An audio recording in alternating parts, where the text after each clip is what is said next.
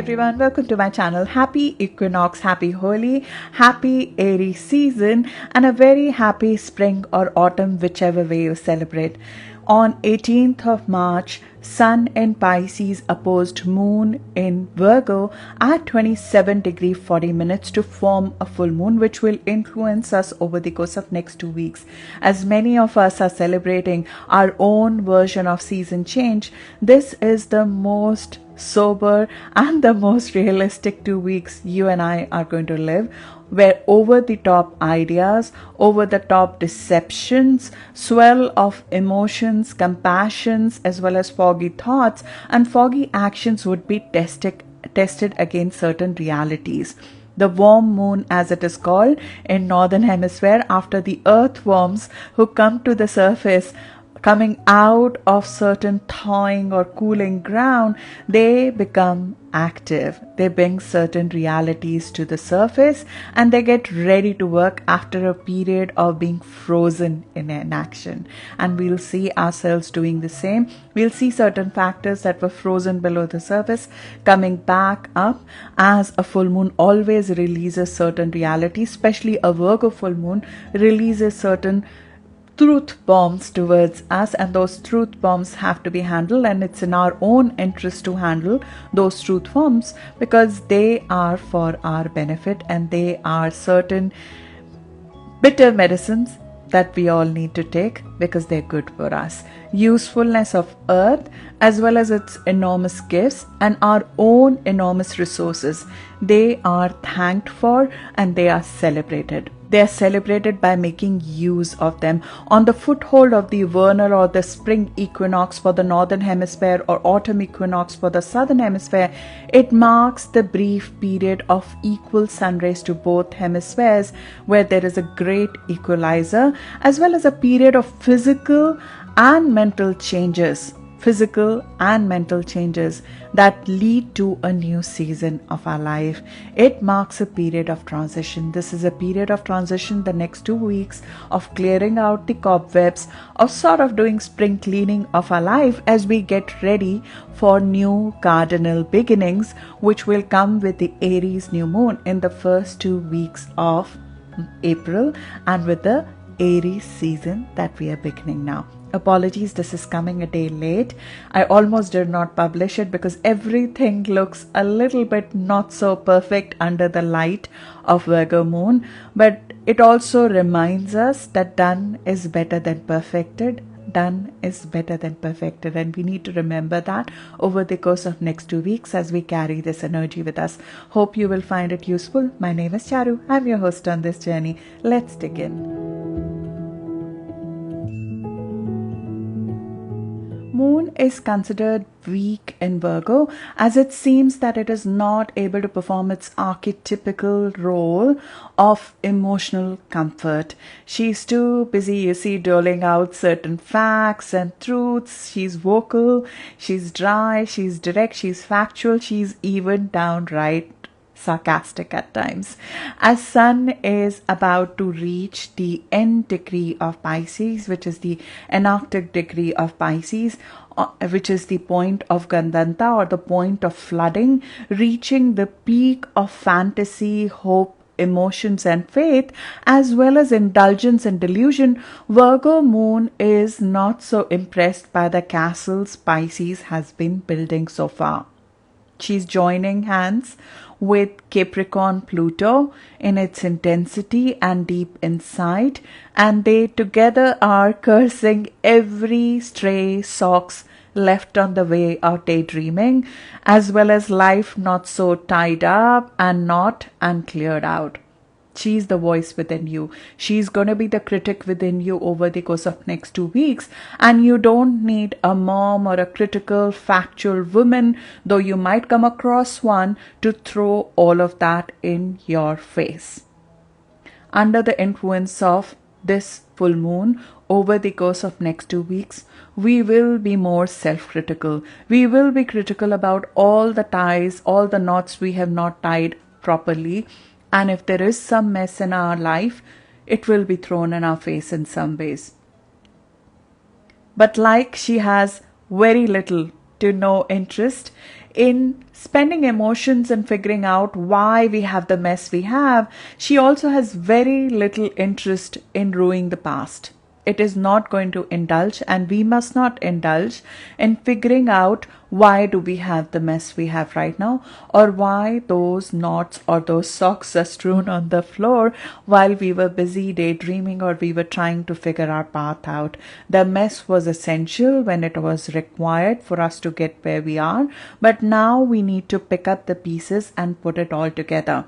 The full moon in Virgo, she's here to put the pieces together, and that's the only way you and me will feel in line with the energy of the next 2 weeks, despite the Mars-Uranus square of 22nd of March that we are about to walk into, which will continue to shock us a little bit or shake the collective ground we stand on through certain wild card global events or through certain individual emotional actions.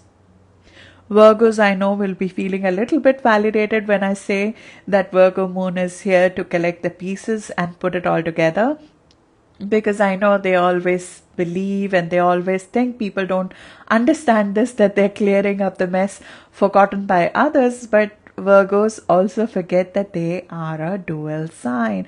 There is a part of us, which is the Virgo part of us, which feels that we are clearing out another person's mess. But truly, this is the dual part of us, which has to some extent contributed to that mess. So we have to put the blame aside and just handle the things as they are right now. Let me talk briefly about next week, the week ahead of us, because Mars-Uranus square is going to be a dominant aspect which will be playing out in the coming days before we move on to the full moon. I do want to warn you about this aspect because it will influence us for the whole coming week. It is exact on 22nd of March, but it starts taking effect from Monday itself. We'll start feeling it.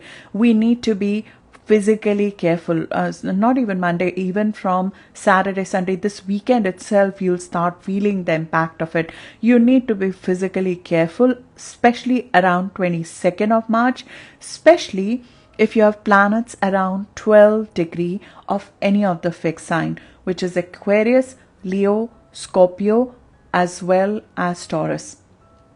So 12 degree of Leo, Aquarius, Scorpio and Taurus, they need to be physically very, very careful because this is a very accident prone aspect.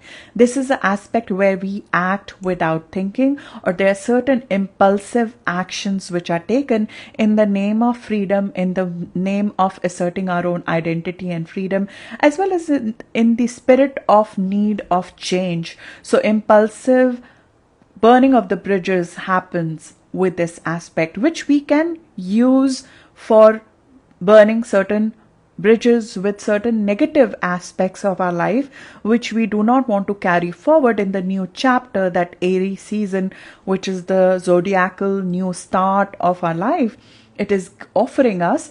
So if there are things that we want to leave on the doorstep of this entrance into the Aries new moon of 1st of April, if there are things we want to leave behind, this is an excellent opportunity to come out of an inertia and leave something that we have recognized we need freedom from, but we need a physical outlet for this very nervy aspect which will be in play. I have spoken of this aspect before because it has happened before. It is not a rare transit which happens, but it is an Angarka aspect. Angarka is angry aspect. It rages anger in people. So we would need a physical outlet for this frantic energy.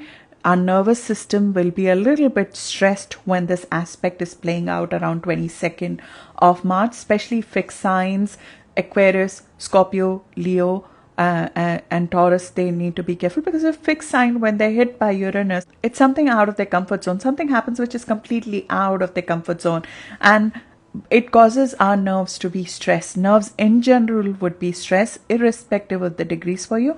So we would need to calm them down. We could see unpredictable global events as a part of this. Using the courage of this aspect, we could act differently, especially when we might be provoked or when surprising events hit us.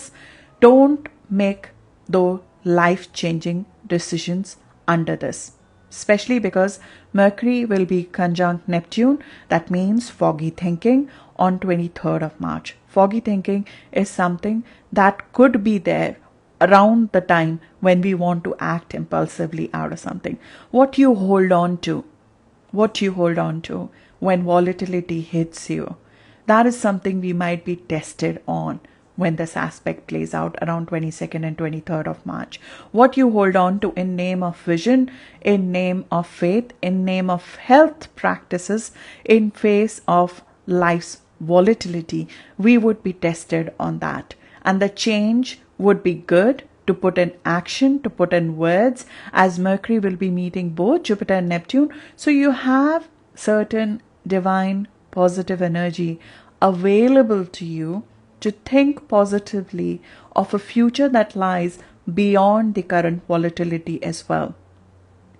There could be a perceived restriction that we could be fighting against. There could be a traditional pattern that we might be fighting against. There could be a cause that we would be fighting for. We can be non-conformist, but remember, there is a thread that connects us all, and you will be very tightly caught up in that net as well. There is room for compassion next week, but we would need to allow that because there's a temptation of my way or highway with this aspect. There is a lot of positive possibilities with this, because this aspect gives us a lot of courage to act on difficult projects which need us to come out of inertia and do something differently. The positive use of it is to do something differently, which takes you out of inertia, which provides something which can be of benefit to a large set of people, which takes you out into a new world which you have not experienced. Something nuanced needs to be done, needs to enter in your life. You need to act differently without becoming a belligerent person who has this attitude of my way or highway, which will be, as I said, temptation for all of us. I have this aspect in my natal chart, so I am very much my way or highway, and I have to remember this for life. Back to the full moon. Full moon in Virgo brings certain amount of common sense to imagination and inspiration. It's not here to quash it, but rather this next 2 weeks, it's all about adding substance, adding structure to a dream you have, which is beyond current moment, beyond reality, beyond anybody's imagination. It's not about quashing that dream, remember, because the criticism, the self-criticism can get to that stage because this full moon is opposing that dream. So you're already, I'm sure, experiencing some amount of dissatisfaction comes with this aspect.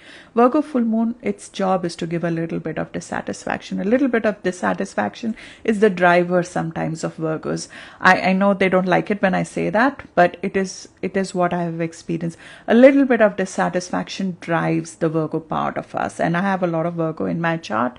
I am a 6th houser, so I know this energy to my core.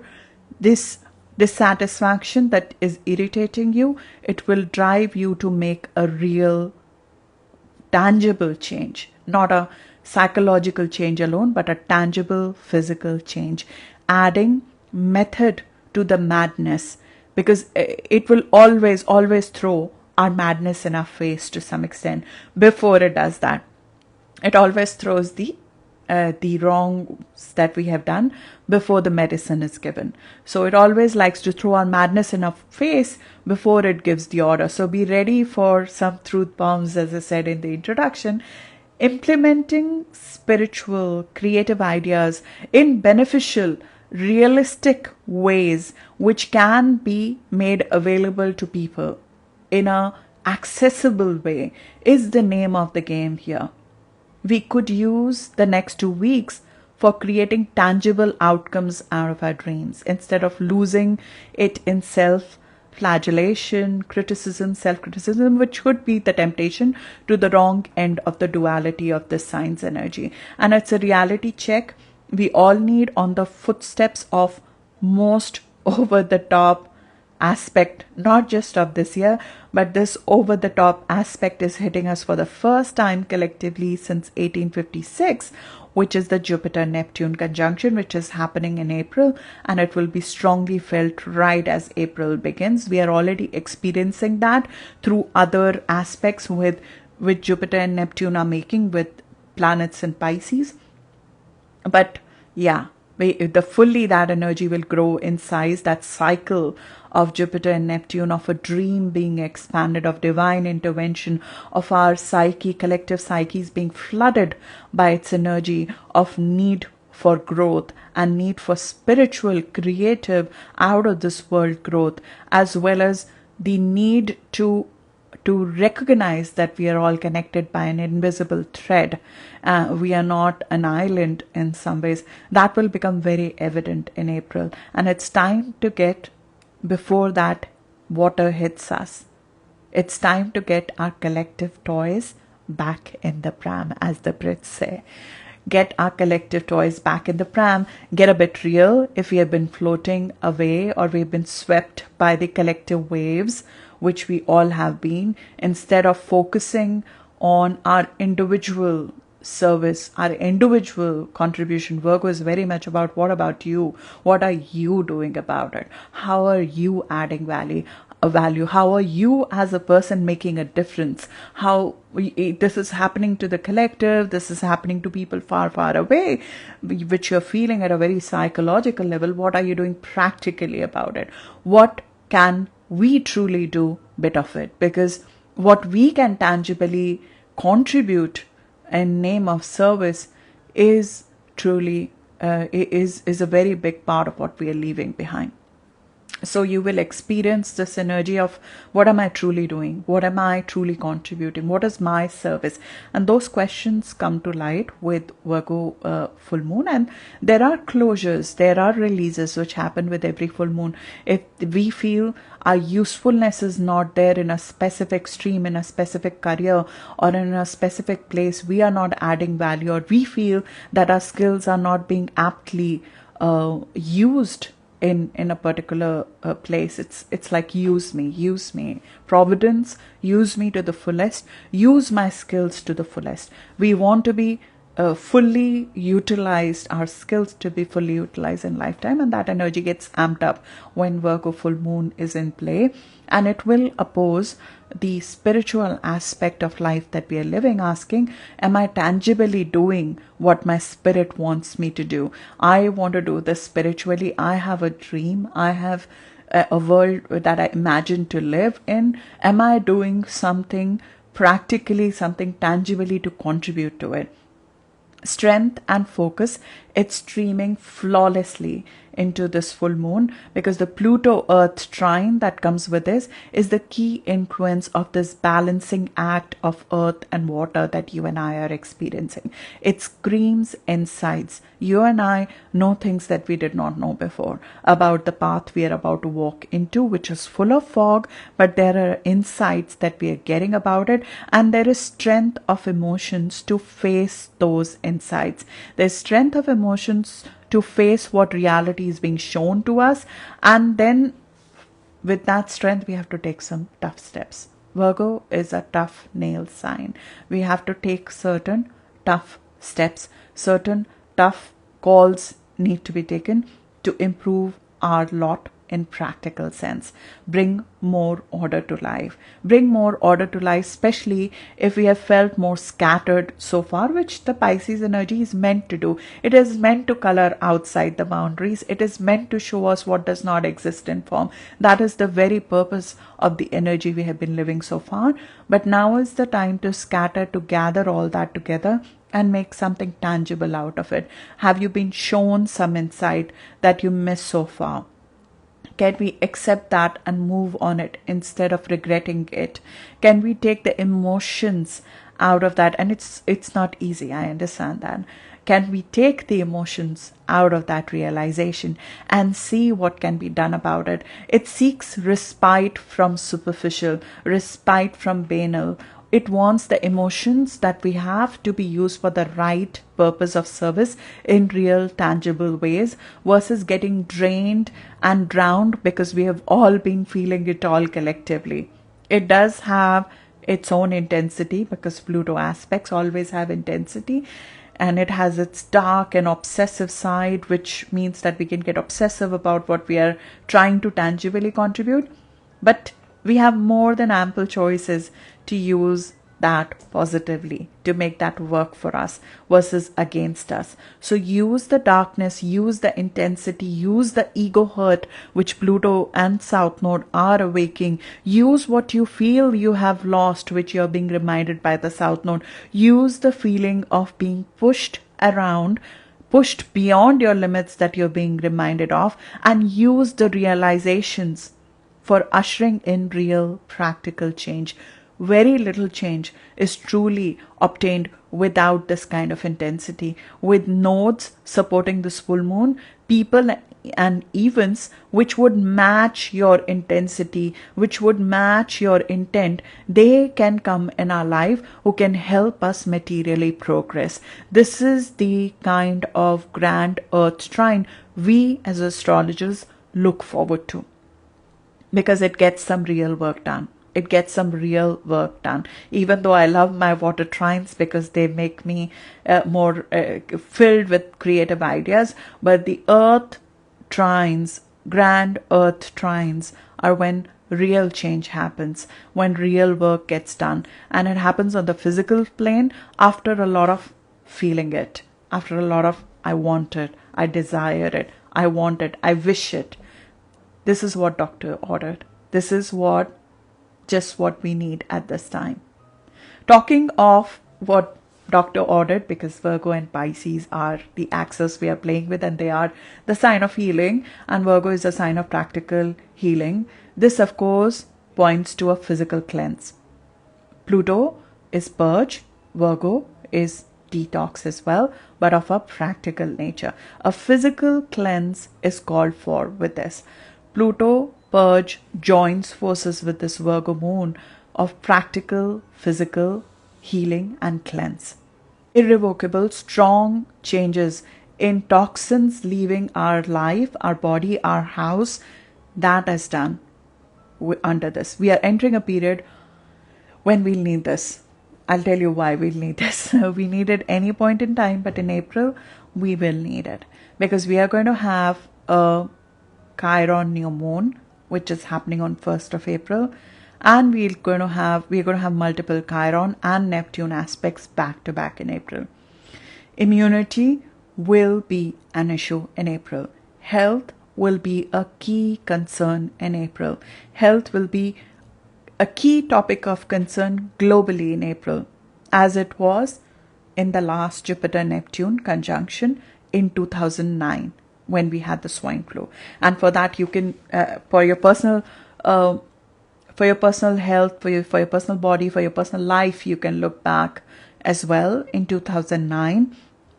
May to December 2009 is when we had the Jupiter Neptune conjunction, and it came with many divine interventions. It came personally for me in the Aquarius part of my life, and I know so many people in Aquarius part of their life.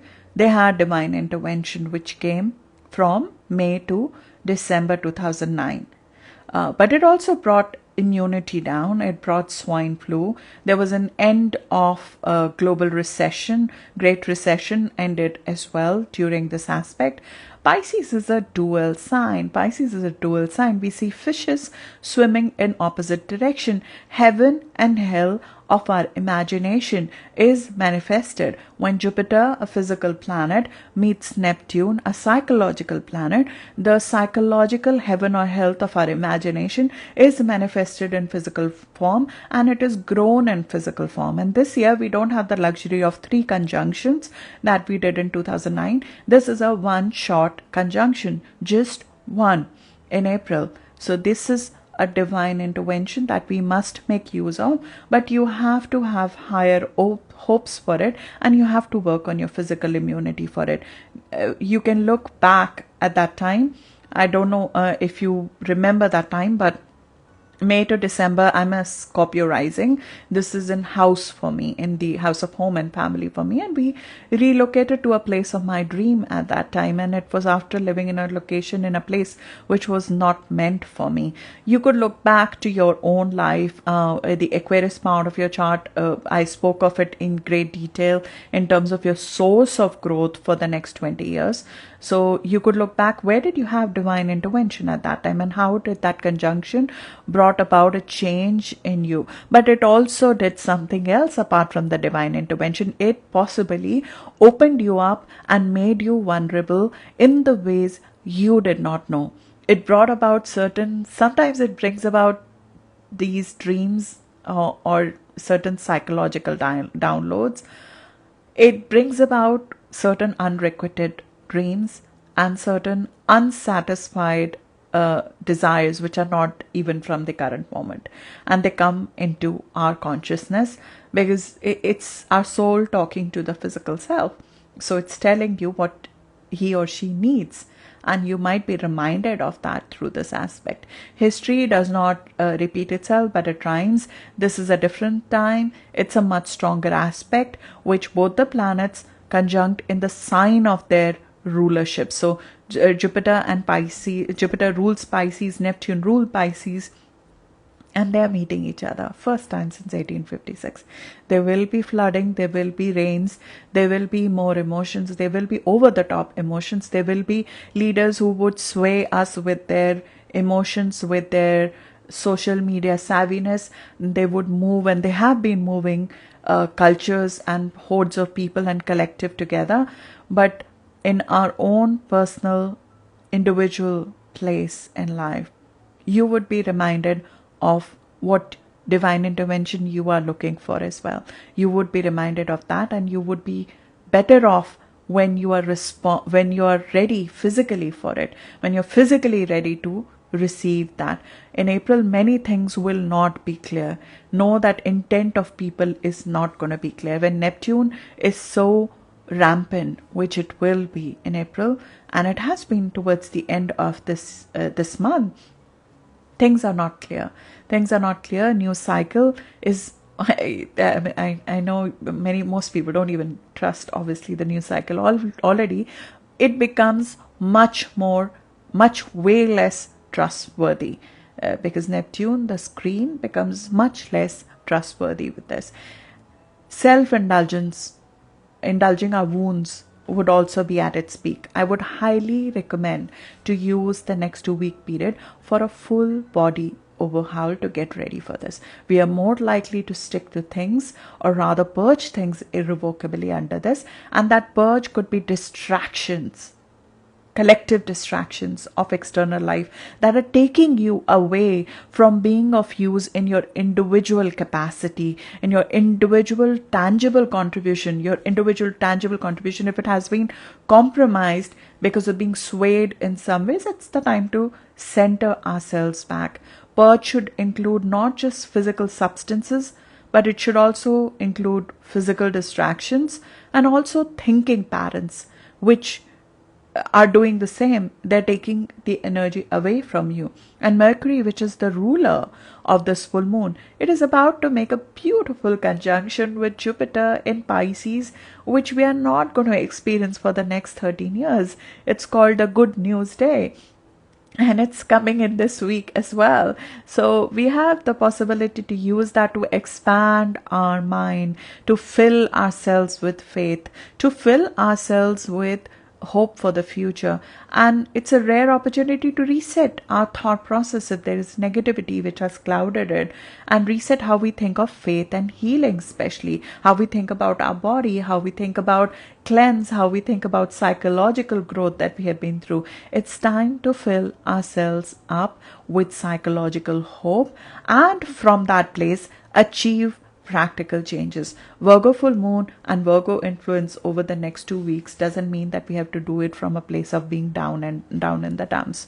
We have to move away from the carcass of the past, which is poison in our veins if we keep thinking about the past, and we have to physically prepare to receive a growth that once in 13 years, and the first time since 1856 conjunction of Jupiter Neptune is here to offer us. Psychologically, we need to prepare for the openness of psyche that it's going to cause, because it will open us up in the ways we have not been opened before psychologically, through which only with that kind of vulnerability, certain ideas, certain desires can enter back your physical realm.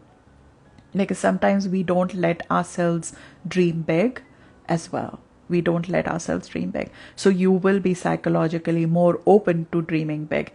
So this 2 week of reality check is like, can we get ready? Do we have the physical things required for it? World is about to become a big stage. Am I ready with my tools that I need for grounding? I know I will be open up for every influence and non-existent memories of unfulfilled dreams and unrequited love. Am I ready to see what is truth, what is not? It's going to have our imagination, and our psyche will be open. Our imagination would be on fire. Our psyche will be more open. Whatever you have asked for in name of divine intervention, get physically ready for it. Physical transformation driven by our own need for change is on cards here, but very strong influences that move our emotions, and they are not ours. They will be there as well. Desire will be strong, not just yours, everybody else's as well. Whose desire, whose dream are you living will become very important to separate from. Use or abuse the humanity, use or abuse your sensitive emotions. There is a thin line to it. There's a thin line to exploiting human emotions. And that thin line needs to be drawn before we get into that. So it's our moment to ground ourselves before the tide comes in. I'm not going to go deeper further into, although I have already gone deeper into Jupiter Neptune conjunction here, even though the current moon is opposing it. Just know the next 2 weeks, find the truth. Find the truth behind your intentions of pursuing what you so relentlessly are asking the providence for. Why are you asking for it? Not just why you are asking for it, see it in real world terms as well. Would you want to live the end game if you reach that dream? Because that's the worst thing, right? Reaching the destination and then not liking it. Would you like to live the end dream? Would you like the end game to be your life? Would you like the end? How would you like the end game to look like? And if you like it, what's needed to get there? Sometimes we just like the chase. True, there are a lot of dreams where we just like the chase. So do you like the destination? Do you also like the destination? There's no harm in enjoying the journey. There is much that is learned and acquired in the journey to the destination as well. But Virgo energy it's not here to quash the goals and dreams, but it wants you to be sure about what you are embarking upon. You're going to sacrifice a lot on the way to the Neptune dream. So it's asking you, are you embarking upon your own journey or on a false prophet's path? I have told you before, I told you last year as well, when Jupiter Neptune is together, false prophets and false leaders as well as social media is exploited to the max. So don't listen to me. Don't listen to the guy who's telling you what to do. Don't listen to any guru. Don't listen to any side of any politician. And do not let your compassion be the reason you bet it all on somebody else. Neptune is here to hone your own intuition, not live another man's dream. So you have to realize certain things right now. Are you living somebody else's fantasy, or this is the destination you wanted for yourself? Is this the path you are on because of yourself or because of compassion for anyone else? Once you are at peace with your own intentions, use these 2 weeks to get practical tools to get cracking, to make that goal possible. Put lists, put numbers around it, leverage this earth meets water moment. We are at the degree of refinement. We are at the degree of refinement where goals, certain ambitions, certain people, certain aspects of our life will be refined away. At 27 degree of Virgo, dignity, elegance, and respect for natural laws of life and rules of nature are called for. This is the degree of life's refinement, culture, and formal procedures. They have a way of streamlining our thinking. I know a lot of people don't like to say that, but they are. There are practices in our culture, there are practices in our religion. These formal procedures, they have been there for a reason, because they used to help contain the chaos within sometimes. They have a way of streamlining our thinking. Routines, they have a place. They have a place in our life because they do create a consistent outcome.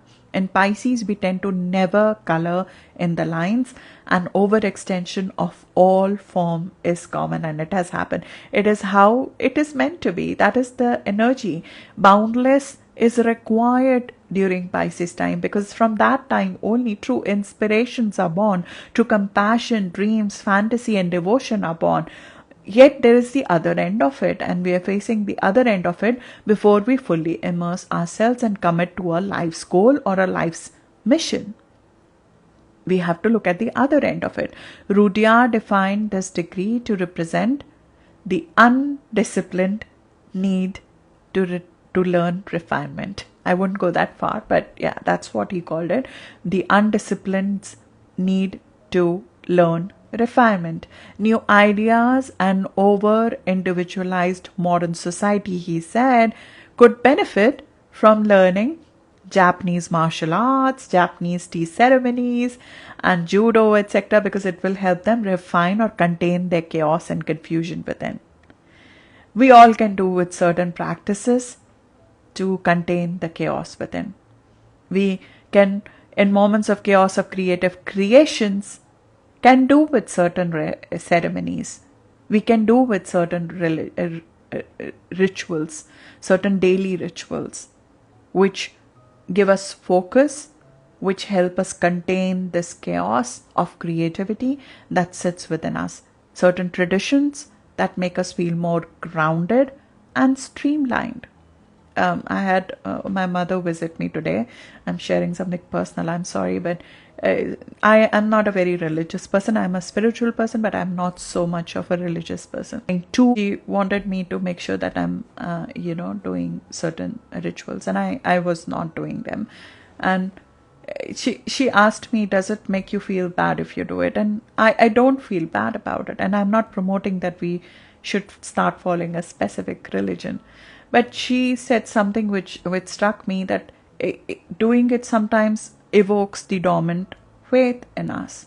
It's a ritual which is a promise of faith. And there are certain rituals that bring us back from chaos. There are certain daily rituals that bring us back from chaos. So maybe there is, beyond refinement, there is a cultural, a traditional, or just a physical ritual that will help you get out of a mental chaos if you have been. I know it does for me.